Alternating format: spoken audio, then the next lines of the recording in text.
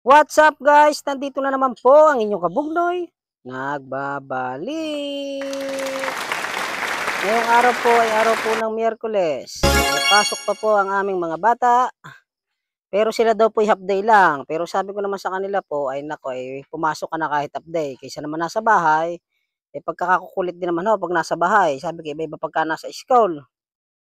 Ito po, tiyahatid ko na po sila. Eh ako naman po ngayon, wala po ngayon trabaho. At sabi ko nga po, ay di, hahatid ko muna ako sa school at kami hanggang kahapon lang ang trabaho, Martes. Eh rin nga po pala, dumaan po ako dito sa aking ama at rin aking isa pong batang bunso, si Clifford, ay hindi po makakapasok. Yung dalawa lang po at gawa po ay may lagnat. Iniwan ko muna po din saglit. Kaysa naman nung isama ko pa paghahatid, kahirap din naman ho, baka mapaspaso ng hangin, may lagnat niya ho, baka ho lalong lagnatin. Sa partihong yan, ay di kami ho'y paalis na at ihatid ko na nga papuntang school, ang aking mga bata ho, tsaka ho, ang aking service. Yan ho sa kantuhang yan. Eh pagdating ko ho dyan sa kantuhang yan, ay nakita ko aking si father. Parang namaritis ako. Eh sabi ko, ay naman naman ang aking father. Eh talagang magang-magay nakikipagmaritisan agad. Hindi muna magkape. Eh, alam niyo naman si father, ay lahat na halos muna taga-Sariaya kilala ho noon. Sabi Wow! ko nga, ay naman na papa, pwede na tumakbong kusyal. Eh Yes! sa partihong yan, ay kami ho'y malapit na ako sa school na yan at binibilisan ko na nga ho at medyo tanghali na ho. Kahirap naman ho pagka tinatanghali, baka ho mapagalitan na rin ang aking mga bata ng kanilang mga teacher. Yan, nandiyan ho kami sa school, sa parting yan ho, at bababaan ho ari ang mga bata. Ito aking mga service. At ang sabi ko nga ho sa aking bata, ay di susunduin ko na lang ho mamayang tanghali, mga 11:40 ho ang labas ng dalawang yan, si Cody ho at saka si Seya. Ay di ho sa parting yan ho, ay di ako ho'y nag-U-turn na ho at pauwi na. Eh ngayon ho, kami pauwi na, ay naulit ho sa akin ng asawa, eh wala na daw ho kaming bigas at walang pang-ulam. Eh sabi sa akin, eh mas magaling pa kaya kung pumunta na tayo sa bayan, iba-iba at makakamura tayo. Eh kaunti din lang nabali mo at bukas ay wala at ilang araw walang trabaho, ang pasok mo na uli Lunes. Eh di sabi ko nga ay tama nga, ay tayo pumunta na lang muna ng bayan at tayo na may makaminos-minos. At pagka ho din kami bibili, eh medyo mahal ho dito sa amin, ang bilihin ho. Isipin nyo naman ho dito, ang bigas ho ngayon ay nagkakahalaga ho ng 60 pesos. Eh pag pupunta ho ko sa bayan, eh titingnan ho natin kung magkano presyo at baka ho makamura-mura ho kami doon. Kahit po sa pang-ulam, sabi ko nga ho'y bawal ho ngayon ng karne at ngayon naman ho'y magmamahal na araw, yan ay na-traffic pa ho sa parting yan. Eh, sabi ko nga ay madami hong nag-uuwian, ay maaga na ho kami nan, mga 7:00 ho. Eh talagang inabot pa nga ho dito ng traffic, eh gawa pati ho rin may school ho, kaya ho pagka gantong oras, eh hindi ho basta-basta mabilis ang daloy ng sasakyan. Eh sabi naman ho ng aking asawa ay gawa daw ho school, eh di pagka ganyan nga hong maga, eh di traffic nga ho pagka ganyan, gawa ho ng mga estudyante ho natin. Nasa Santo Cristo pa ho kami na, eh gawa ho natawid ho yung mga bata at pagka ganyan naman ho, eh kabilaan ho yung school na ho, yung kabila ho Burgos, yung kabila naman ho ano ho yun, elementary ho yan. Ay sa parte hong yan, eh di sabi ko nga ay bibilis-bilisan ko na ho ng kaunti at na kami maaga-aga daw at may maparadahan naman ho sa palengke. Eh kahirap po pag tinanghali at pagdating nyo ng palengke, ihaharap niyo pa ho ng paradahan. Eh medyo maliit nila naman ho ang bayan ng Sariaya, hindi ho kagaya dun sa bayan ho ng Candelaria na medyo maluwang-luwang ho. Kahit yan ho'y makakaparking ho tayo. Ay pagka dito ho, ay di, ang mangyayari ho na par-alas ho, hindi ho parking, hahanap ho kayo. Yun nga ho, hinagot ko na ho ng kaunti at medyo baka ho mamaya maubusan ho kami ng parkingan do'n, eh, pagkakahirap din naman ho. Tapos mamaya-maya ho madami na ho enforcer, eh. Yan na ho sa puntong yan, eh, kami ho'y dumating na ho din, eh, din ho kami pumarada sa likod ho na ring Palawan Express. Sabi ko nga ho, ay may nakasulat pa hong bawal ho pumarada at no parking daw ho, ay sabi ko sa isip ko, aba, eh, kami par-as, bahala na mamaya. Eh, maya-maya pala ho, dumating ho ring may-ari ho din, eh. Akala ko'y papaalisin ho kami, eh, sabi ko naman ho, ay naku saglit lang naman ho kuya at bibili lang ho kami ng bigas at saka kaunti ho pang ulam. Ay buti na lang ho't pumayag, eh, pagkakatakot ko nga ho, eh, akala ko ho'y magagalit, eh. Sabi ko, "Ay maraming salamat sa'yo kuya, sana naman, eh, lahat ng tao ay kagaya mo. Shoutout sa'yo kuya." Yan po sa parte pong yan, ay di ari po, naglalakad na po si Kabugnoy at saka ring aking asawa. Pupunta po kami din muna po sa isdaan, nasa palengke po kami. Titingin muna po kami ng isda, gawa ng wala hong pambili ng karne ang inyong kabugnaw at saka bawal ho ngayong magkarne at magmamahal na araw. Eh, sabi ko nga ho sa isip ko, sana naman ay mura pa ho ang isda ngayon gawa ng mahal na araw ho, yang alam ko ho pagka gano'ng mahal na araw, eh, bihira ho nakakain ng karne, puro isda, ay baka ho mamaya bigla hong magmahal. Sana naman ho hindi magmahal at tukod ho ang budget ng inyong kabugnaw, eh, kaunti lang ho ang nabala, eh. Sabi ko nga ho'y mahirap naman pagka ano, mamahalin ang bibilhin at baka ho hindi magkasya sa amin. Eh, 3 din naman ho aking anak na bata ay sa pagkain pa lang ho namin kailangan talaga magaling ho mag-budget ang inyong kabugnoy. Tingnan niyo naman ho pamilya ng Sariaya, maganda rin ho, dami din ho tindahan, may mga prutas ho, kung ano-ano ang mabibili niyo diyan, talaga naman makakapamili-mili ho kayo. Tingnan niyo naman guys, pagkakalinis din naman ho ng palengke ng Sariaya, madami kayong mabibili din, eh. Pagka kayo pumunta, kita niyo may saging, may mga prutas ho, at yun hong isdaan ho.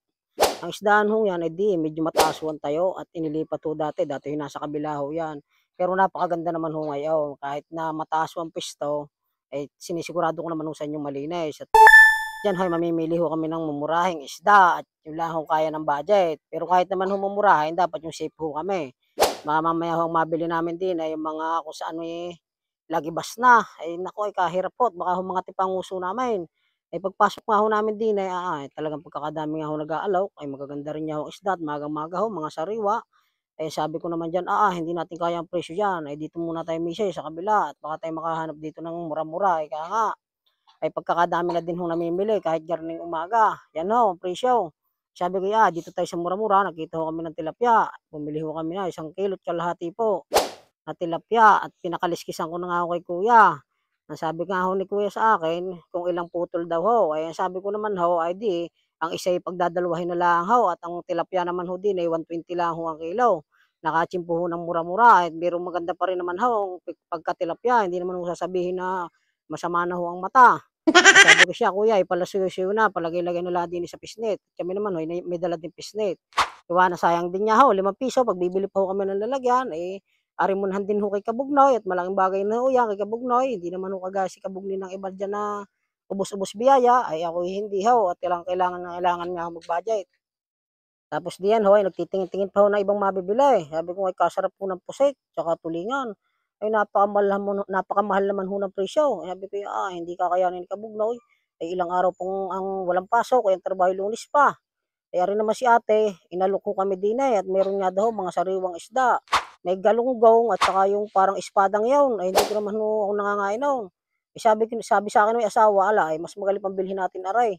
Mukha namang masarap kung tawagin ho aray sapsap. At Wow! bumili nga ako dyan ng ganang 1 kilo lang ho at ayos na ho yan. Pag hinalagyan ho namin yan ng kamatis at nakamatisan ho ang luto, pwede rin ho.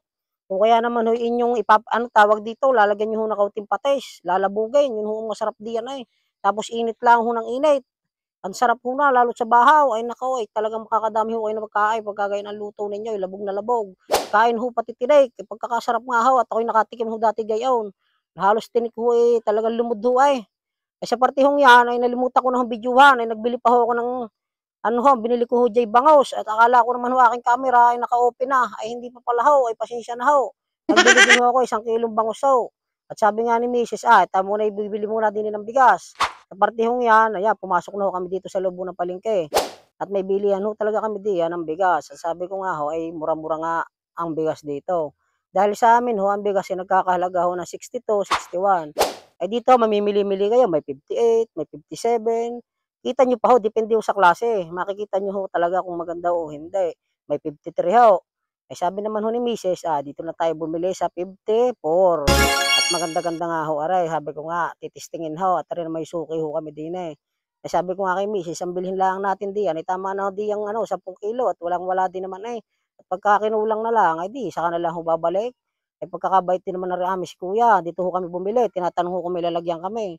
Sabi ko naman ho, naku, wala ho kaming lalagyan sabi naman sa akin, siya, gagawan ko na lang ng paraan, na rin na lang inyong sakong yan, para naman hindi kayo mahirapan pagbubuhat. Yan lang naman ho amin sinadya ho sa bayan, isda ho at bigas. At sabi nga ho ni asawa, total madami naman talipapa ho sa amin.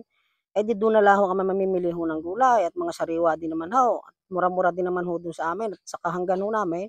Pag minsan, nakakahingi nga din ho ng gulay kahit papaano ho, kaysa ho bibili pa, inyong kabugnoy.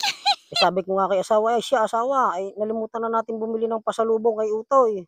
May magalit si ate, walang pasalubong. Sabi naman ho sa akin ni asawa, pagdaanan natin ng Sambat, di naman may bikir di doon na lang tayo bumili. Dang hindi naman magalit si ate at baka sabihin naman tagal nating wala, wala man lang ka pa sa pasalubong.